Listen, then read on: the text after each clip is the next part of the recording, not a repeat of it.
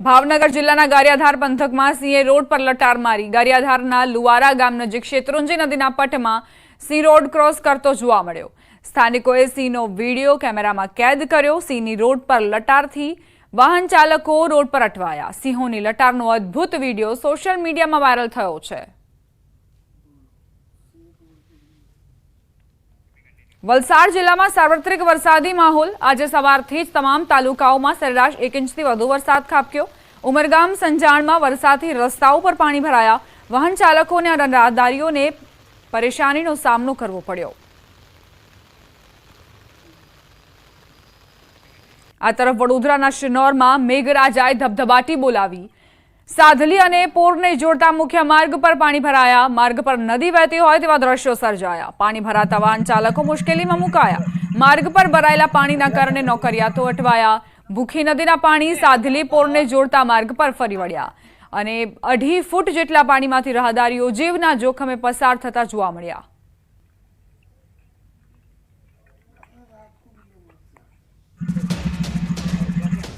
समाचार गीर सोमनाथ जिला में वरसाद फरी आगमन थयुं। कोडीनार और आसपासना ग्राम्य विस्तार में छूटाछवाया वरसादी झापटा वरस्या। कोडीनार शहर बावाना पीपळवा कड़ोदरा देवड़ी मितियाल सहितना गामों में वरसाद शुरू थयो। गर्मीना बफारा बाद मेघराजा मेहरबान थया। लोकोने गर्मीथी राहत मळी। खेडूतोमां खुशी छवाई। राजकोट जिल्लाना ग्राम्य विस्तारों में 5 दिवसना विराम बाद फरी मेघराजाए पधरामणी करी। लोधिका शहर और ग्राम्य पंथक में वहेली सवारथी धीमी धारे वरसाद वरसी रह्यो छे। वरसादना कारणे वातावरण ठंडुगार बन्युं। जो कि सप्टेम्बर महीना में पण जो वधु वरसाद वधु प्रमाण में वरसाद वरसे तो खेती पाकोने मोटा प्रमाण में नुकसाननी भीति सेवाई रही है।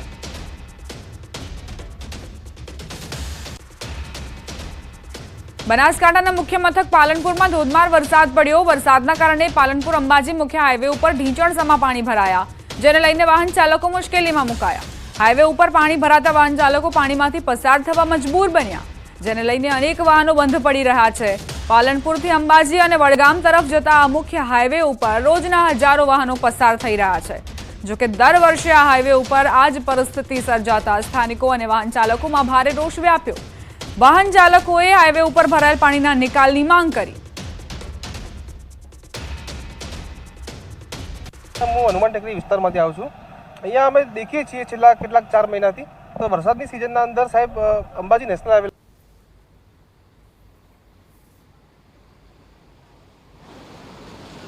3 इंच वरसादमां पालनपुरना हाल अत्यारे बेहाल जोवा मळी रह्या छे अने पालनपुરના જે રસ્તાઓ છે તે અત્યારે પેટમાં ફેરવાયા હોય તેવા દ્રશ્યો આપણે જોવા મળી રહ્યા છે। તો અત્યારે અમે છીએ પાલનપુર અંબાજી હાઈવે ઉપર કે જે હાઈવેના હાલ અત્યારે બેહાલ થયા છે। 2 કલાકમાં જે 3 ઇંચ વરસાદ પાલનપુરમાં જે ખાબક્યો છે તેના લીધે ઠેર ઠેર પાણી ભરાવાના દ્રશ્યો સામે આવે છે। ગણેશપુરામાં મકાનોમાં પણ પાણી ઘૂસ્યા હતા। તો પાલનપુર ગઠામણ રોડ પર પણ પાણી ભરાયા હતા અને અત્યારે આ જે પાલનપુરથી અંબાજીને જોડતો જે મુખ્ય હાઈવે છે તે મુખ્ય હાઈવે પર જ કુંટણસમા પાણી ભરાઈ જતા અત્યારે વાહન ચાલકો મુશ્કેલીમાં મુકાયા છે અને જે નાના વાહનો છે તે અત્યારે અહીંથી નીકળી નથી શકતા। મુખ્યત્વે અહીંથી બાઈકો વહેલી સવારે નીકળતા હોય છે પરંતુ આ રસ્તો બંધ અત્યારે પાણી ભરાઈ જવાના લીધે અત્યારે જે નાના બાઇક ચાલકો જે છે તે અત્યારે નીકળી નથી શકતા અને જે ગાડીઓ છે તે પણ મુશ્કેલીનો સામનો જે છે તે અત્યારે કરી રહી છે। ખાસ કરીને 3 ઇંચ વરસાદમાં જ પાલનપુરના હાલ બેહાલ થયા છે અને વાત કરીએ વડગામની તો વડગામમાં પણ 6 કલાકની અંદર 7 ઇંચ જેટલો વરસાદ ખાબકતા પાલનપુર વડગામ હાઈવે પર પણ પાણી ભરાવાથી વાહન ચાલકો મુશ્કેલીમાં મુકાયા છે। કિશોર તુવર, ન્યૂઝ 18 ગુજરાતી, બનાસકાંઠા। અરવલ્લીના માજુમ અને વાત્રક ડેમની સપાટીની વાત કરીએ તો બંને ડેમ છલકાયા છે। મોડાસાની જીવાદોરી સમાન માજુમ ડેમ ઓવરફ્લો થયો। માજુમ નદી કિનારાના 3 તાલુકાના 35 ગામ એલર્ટ કરાયા। બાયડ અને ખેડાના ગામડાઓ એલર્ટ મોડ પર છે। રાજસ્થાનનો ડેમ ઓવરફ્લો થતા માજુમ ડેમમાં વ્યાપક પાણીની આવક। ઉપરવાસમાં ભારે વરસાદથી વાત્રકમાં 49,000 ક્યુસેક પાણીની આવક થઈ રહી છે। મામલતદાર, ટીડીઓ, તલાટી સહિતના અધિકારીઓ સ્ટેન્ડ બાય પર છે। લોકોને નદી કિનારાથી દૂર રહેવા અપીલ કરાઈ રહી છે। અરવલ્લી જિલ્લાના મહત્વના 2 જળાશયો ફરીથી છલકાયા છે માજૂમ અને વાત્રક। આપણે હાલ માજૂમ જળાશય ઉપર દ્રશ્યો બતાવી દઈશ। જે પ્રકારે દ્રશ્યો જોવા મળી રહ્યા છે, ખેડૂતોને સુકૂન આપી રહેલા આ દ્રશ્યો છે। ખાસ કરીને રાજસ્થાનમાં જે વરસાદ પડ્યો, રાજસ્થાનનો જે જળાશય ઓવરફ્લો થયો તેનું પાણી માજૂમ જળાશયમાં રાત્રિ દરમિયાન આવ્યું છે। ત્યારે 6800 ક્યુસેક પાણી રાત્રિ દરમિયાન 5 ગેટ ખોલવામાં આવ્યા હતા। હાલ દિવસ દરમિયાન 2 ગેટ ખોલી અને પાણી નદીમાં છોડવામાં આવી રહ્યું છે। ખાસ કરીને આ જ સ્થિતિ વાત્રક જળાશયની છે કે જ્યાં રાત્રિ દરમિયાન 49,000 ક્યુસેક પાણી છોડવામાં આવ્યું હતું નદીમાં અને 35થી વધુ ગામોને એલર્ટ કરવામાં આવ્યા હતા। જે ઉપરવાસમાં ભારે વરસાદ પડ્યો, મોડાસા તાલુકામાં 3 ઇંચ, બાયડમાં 4 ઇંચ, આ તમામ પાણી જળાશયોમાં એકત્ર થયું અને આ મહત્ત્વના કહી શકાય તેવા જળાશયો છે, જિલ્લાના માટે જીવાદોરી સમાન જળાશયો છે। ત્યારે જળાશયો ફરીથી છલકાવાના કારણે ખેડૂતોમાં ખુશી છે। મોડાસા શહેરની પાણીની જે સમસ્યા છે તેનું નિવારણ આવ્યું છે, એટલે કે ખૂબ સારા સમાચાર જિલ્લા માટે જોવા મળી રહ્યા છે। Hardik Patel, news 18 Gujarati, માજૂમ dam, Aravalli. અરવલ્લી જિલ્લાના મહત્વના અરવલ્લીના બાયડની કોંસના છાપરા નદી બંને કાંઠે વહેતી થઈ। બાયડમાં 4 ઇંચ વરસાદ બાદ નદીમાં ઘોડાપૂરની સ્થિતિ। ઉપરવાસમાં પાણી છોડાતા નદી ઉફાન પર જોવા મળી। નદી કિનારે નહીં જવા માટે પ્રશાસને લોકોને અપીલ કરી છે।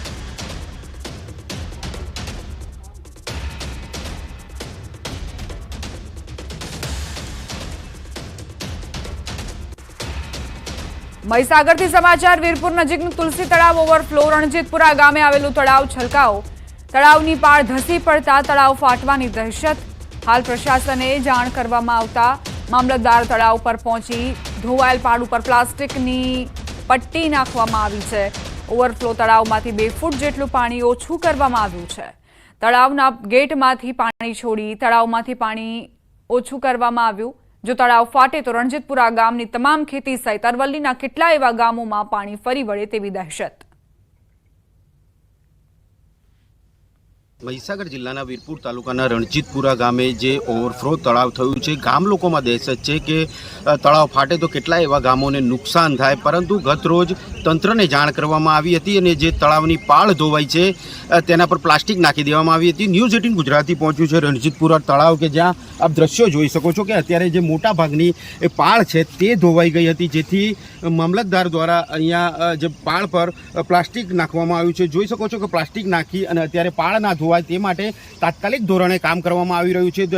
દ્રશ્યો જોઈ શકો છો કે તળાવ જે ઓવરફ્લો થયું છે, સતત જે વરસાદ વરસી રહ્યો છે જેને લઈને તળાવ ઓવરફ્લો જોવા મળી રહ્યો છે। 10 એકરમાં આ રણજીતપુરા ગામનું તળાવ આવેલું છે અને આ બેહૂબ તળાવ જે અત્યારે આપ દ્રશ્યોમાં જોઈ શકો છો કે તમામ જે તળાવ છે તે ઓવરફ્લો જોવા મળી રહ્યું છે। તમામ તળાવ ભરાઈ ચૂક્યું છે। કહી શકાય કે ક્યાંક ને ક્યાંક જે માટીવાળી આ જે પાળ છે તે ધોવાઈ ના જાય તે દહેશત ગામ લોકોમાં અત્યારે પણ સતાવી રહી છે। કહી શકાય કે ક્યાંક ને ક્યાંક જો તળાવની પાળ ફાટે તો કેટલા એવા ગામો છે કે જ્યાં રણજીતપુરાના તમામ ખેતરોનો પાક છે તે નષ્ટ થઈ જાય, તેમજ બાજુમાં અડીને આવેલો અરવલ્લી જિલ્લો છે ત્યાં આગળ પણ કેટલા એવા ગામોમાં પાણી ફરી વળે, પાકને નુકસાન થાય તેવી પણ દહેશત અહીંયા હજુ પણ ગામ લોકોમાં જોવા મળી રહી છે। કહી શકાય કે ક્યાંક ને ક્યાંક હજુ પણ જે વરસાદની આગાહી છે તે હજુ 3 દિવસ સુધી સતત છે, ત્યારે આગામી સમયમાં જો વરસાદ પડશે અને જો પાળ ધોવાશે તો તંત્ર દ્વારા કેવા પ્રકારની કાર્યવાહી કરવામાં આવશે તે પણ એક સવાલ ઊભો થઈ રહ્યો છે। ત્યારે માત્ર માટી ધોવાઈ છે, પાળની 50%થી પણ વધુ જે પાળ છે તે ધોવાઈ ગઈ છે। અત્યારે પ્લાસ્ટિક નાખીને માત્ર જે સોલ્યુશન છે તે કરવામાં આવી રહ્યું છે, પરંતુ 3 દિવસ સતત જો વરસાદ પડશે તો કેવા પ્રકારની કાર્યવાહી આ તળાવ પર તંત્ર દ્વારા કરવામાં આવશે તે પણ એક સવાલ અહીંયા ઊભો થઈ રહ્યો છે। ત્યારે તાત્કાલિક ધોરણે જિલ્લા કલેક્ટરે પત્ર વ્યવહાર કરી અને અરવલ્લી જિલ્લા કલેક્ટરને પણ જાણ કરવામાં આવી છે કે કેટલા એવા ગામોને સાવચેત રહેવા પણ સૂચના આપી દેવામાં આવી છે। ત્યારે હવે જે આગામી સમયમાં વરસાદ પડે છે અને શું કાર્યવાહી તંત્ર દ્વારા કરવામાં આવે છે જોવું રહ્યું। મિતેશ ભાટિયા, ન્યૂઝ 18 ગુજરાતી, મહીસાગર। રણજીતપુરા કંપાનું જો આ તળાવ તૂટે તો આગળના જે છે ઓઢા ગામ બાયડને બહુ નુકસાન થાય એવું છે અને 75% ખેતીમાં કેવી નુકસાન થાય? ખેતીમાં બી 75% જમીનને ફૂલ નુકસાન થાય એવું છે અને 15 થી 20 કુવા આ ટૂંકમાં સરહદ ઉપર આવે છે જેનામાં ભારે નુકસાની થાય એવી છે। અહીંયા ગઈકાલે તાલપત્રી પાળ ઉપર પાથરી દીધી છે અને ઓગનમાં ઓવરફ્લો જે પાણી જતું હતું એ થોડું વધારે તળાવનું સ્તર નીચું જાય એના માટે કરીને થોડું ઓગન તોડવામાં આવ્યું 1.5 થી 2 ફૂટ કરીને અને પાણી ઓવરફ્લો બહાર કાઢવામાં આવ્યું। આના માટે આનું કાયમી સોલ્યુશન કાઢે એની કરીને એની પાછળ જો વોલ આવે, દિવાલ આવે, એની આગળ જો અંડર પિચિંગ થાય આવું કાર્ય કરે ને અમે જે 1.5 થી 2 ફૂટ ઓગન નીચું ઉતાર્યું છે એના કારણે અમે શિયાળુ પાકમાં જે ખેડૂતો આ તળાવ ઉપર નિર્ભર છે એને પાછળના 2 પાણીની ખેંચ પડે છે. હવે એ પાણી તો વહી જવાનું છે, પણ આનું કાયમી સોલ્યુશન આવે એવી અમારી આ ગામજનોની માંગ છે. અમદાવાદના કઠવાડા વિસ્તારમાં પાણીના કારણે લોકો પરેશાન. ન્યૂઝ 18ની ટીમ કઠવાડા જીઆઈડીસી પહોંચી. જીઆઈડીસી સહિતના વિસ્તારોમાં 5 ફૂટ પાણી ભરાયેલા હતા. મધુમાલતી ફ્લેટ સહિત આસપાસના એસ્ટેટ વિભાગમાં પાણીનું સામ્રાજ્ય. 4 માળના આવાસમાં પ્રથમ માળ પાણીમાં ગરકાવ. લોકો પોતાના ઘરોમાં કેદ થયા છે. મધુમાલતી આવાસ યોજનામાં પહોંચીને ન્યૂઝ 18ની ટીમ નરકાગાર સ્થિતિમાં જીવતા લોકો છેલ્લા 1 અઠવાડિયાથી તેમને પીવાનું પાણી નથી પહોંચ્યું. લોકો વલખા મારી રહ્યા છે, બીમાર પડી રહ્યા છે. સ્થાનિકોએ ટ્રેક્ટરથી રેસ્ક્યુ કર્યું છે. વીજળી અને પાણી વગર લોકો પરેશાન થઈ રહ્યા છે. પોતાની વેદના ઠાલવતા મહિલાઓ રડી પડી. સ્થાનિક લોકોએ તંત્રને ચીમકી આપી, જો 3 વાગ્યા સુધી પાણી નહીં ઓસરે તો એસપી રિંગ રોડ જામ કરવામાં આવશે.